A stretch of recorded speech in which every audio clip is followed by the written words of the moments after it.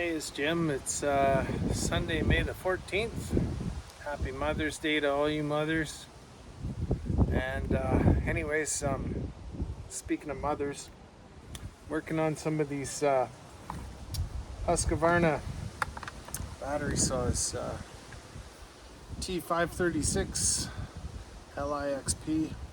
So that's the lithium extra power.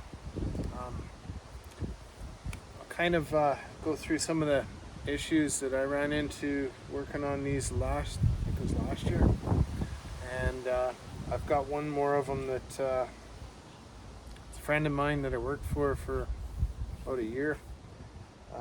Normally I really wouldn't want to touch one of these, but trying to do him a favor. But I'm just going to go through some of this stuff, I guess, on them, on how poorly laid out they are, and some of the challenges that I've run into with them. And you know, you can run what you like. I just fixed up a 540 XP for him, a gas top handle. It seems like it doesn't bounce very good. None of them do now, but you know, you got to think about it when somebody asks you if you want to put more money into something, and you say, well, yeah, I got it because I got too much money invested in it already. It's a pretty good reason not to buy another one of those. And anyway, I won't belabor this. I am using a tripod. I'll try and make sure everything's steady for some of you that get bothered by motion sickness or whatever. And I'll just try and start kind of from scratch with the disassembly. So it might be a little bit of a long-winded video, but anyway, I'll catch you in a minute here. Okay, this is my Sunday workbench. But anyway, so remove the bar and chain, clutch cover, and chain brake assembly. Then, so this one here, maybe I'll just run through a few of the issues that I remember having with these. The master control switch. So on these ones, you've got one for power and then one that indicates that the chain brake is engaged. Anyway, real chronic issue with these ones here is that the power button malfunctions. They use, so I got a wreck one here, I guess I'll just show you, try and show you anyway, some real tiny kind of, oops, navigate, ribbon type stuff here to that control panel, and you can just imagine how easy that shit tears or rips or breaks or whatever when a saw falls out of a tree. Kind of goes in there like that. Oil pumps, they're actually inboard behind your motor and everything. And if you ever need to change one, which is what I'm going to be doing on this one that I've got to work on, so you've got to pull the motor assembly out of them to do that. And then the other thing I think was some of the connections between the battery plug and the main, I don't know what you want to call it, motherboard stuff here. Yeah, so they just seem like they're really poorly designed or poorly laid out or something. Especially after working on that Echo battery saw last year. I forget what the number on those ones is. It's like a 2500 or something. BDC 2500, I think.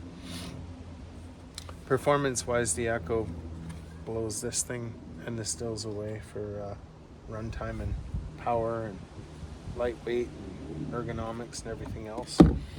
But anyway, yeah, so that's kind of where we're at.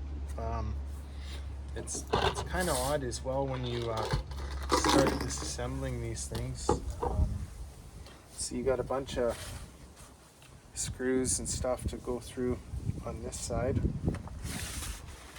and then you've got a few over here to go through there. So I think they were all M4 hex, and then they changed it up a little bit, and you've got the hook or loop here for your lanyard or whatever, and they used a Torx 27 on that. But anyways, so just make sure you've got everything kind of loosened off, and then they come apart. I ended up kind of going around it with the flathead screwdriver and just loosening everything up. But anyway, it'll pop apart. So you've got the one half with basically nothing in it, and then you've got the other half with pretty much everything in it. And yeah, so here's your motor. Then, like I was saying, the oil pump is in behind that. This is a keyed shaft here, so you got to make sure you line that up when you put her back together. Shoot, I didn't bring the little spring gear, but instead of having a worm gear in here, they just have a spring that goes around the shaft here.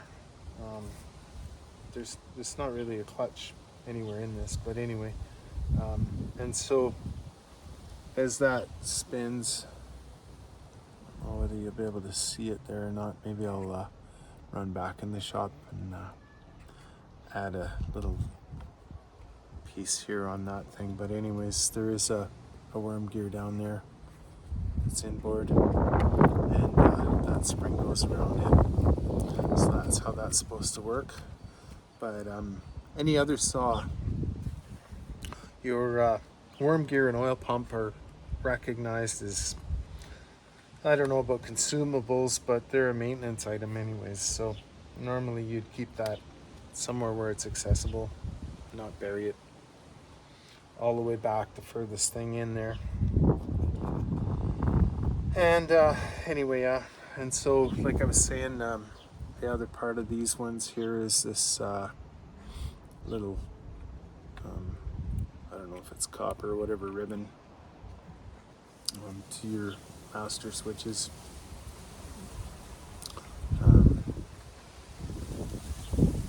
So yeah, like I said, it seems like they really don't handle gravity at all. So keep that in mind if you're using one, or if you're buying one especially. Nothing's cheap anymore. A million little wires in these ones too. And just like the newer Husky and Still gas-powered saws, the gauge of the wire is getting finer and finer and finer all the time.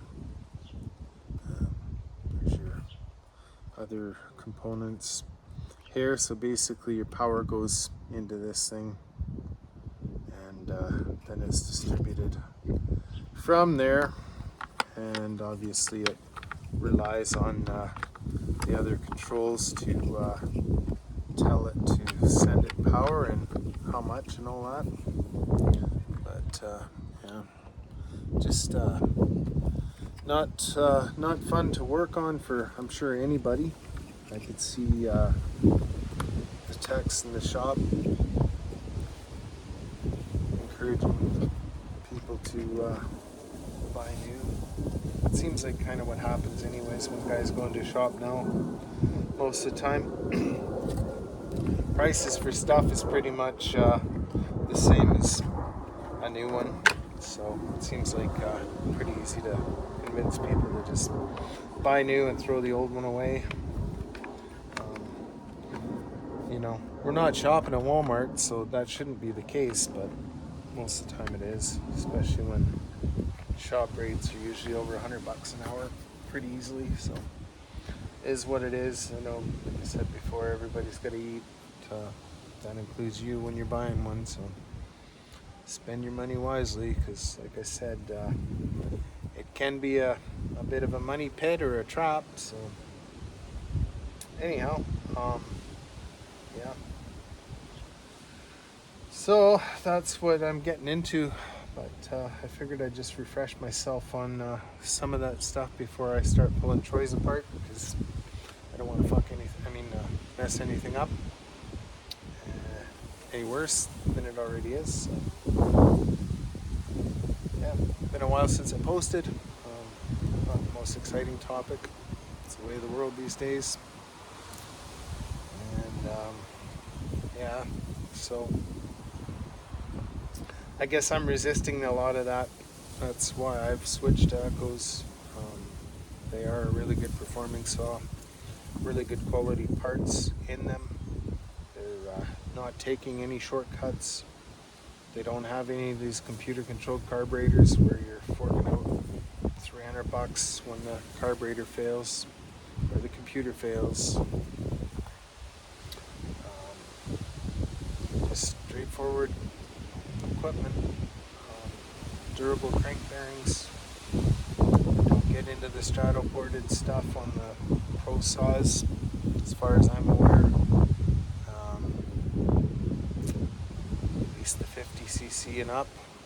I think there is one that was some 45cc saw that's not really a pro saw anyway, that is straddle ported, but I'm really hoping they don't fall into that trap, because those straddle ported saws don't seem to last at all. They run too hot and lean, and then they both Still and Husky have gone to the nylon cage crank bearings, and those don't stand up. They don't handle the heat.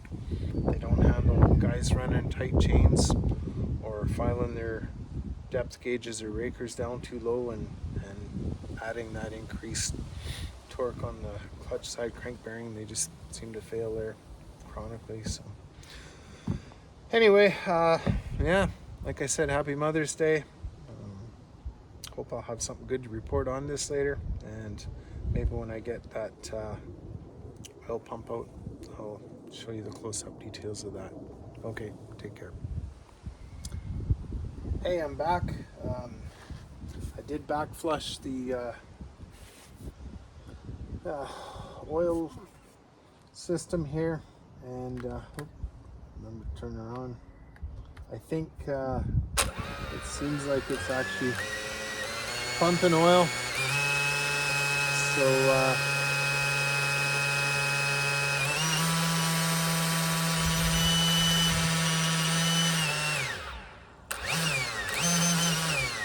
I'm gonna give it back to him, let him try it for a while and see if that's all it needed. I hope so. I'll drain the oil out of the tank and see if there's any other debris in there too. The hose on these has a very short hose in them. I don't know if you'll be able to see it in there. Let's see. But it kind of always sits at the bottom of the tank.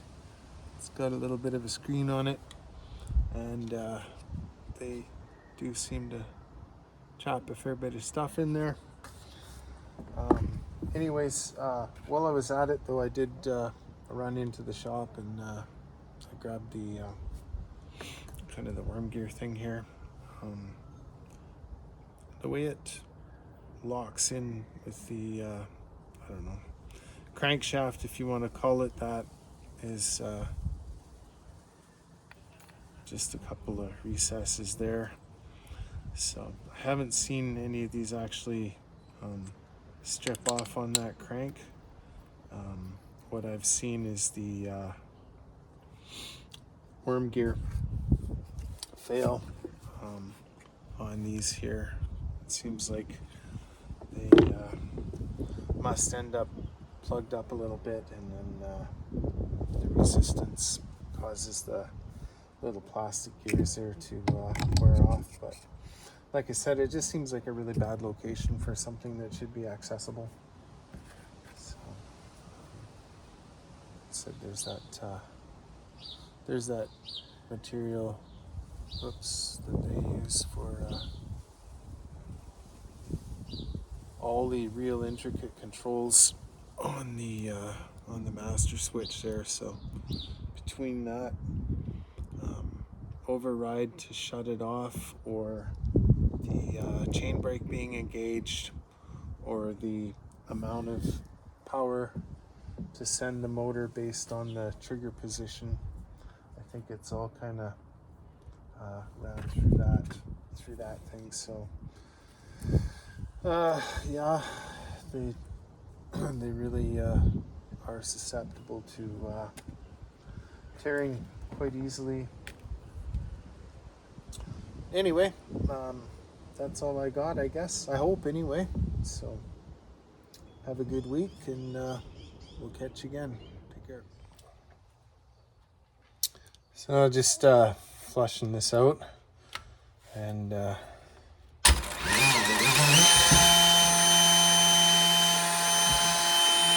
little noisy, I guess.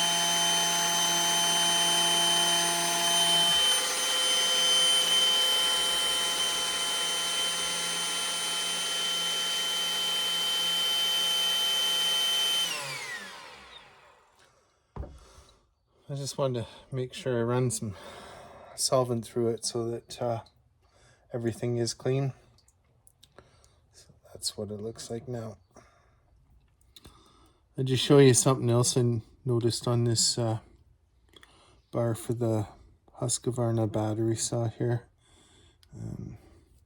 It seemed fairly prone to the oil poured on the bar itself plugging up.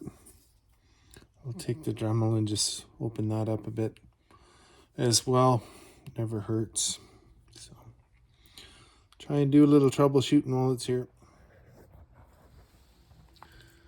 Just a little more playing with this saw afterwards.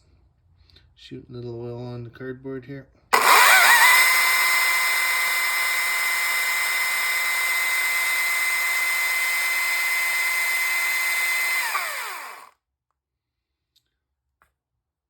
Throwing some out.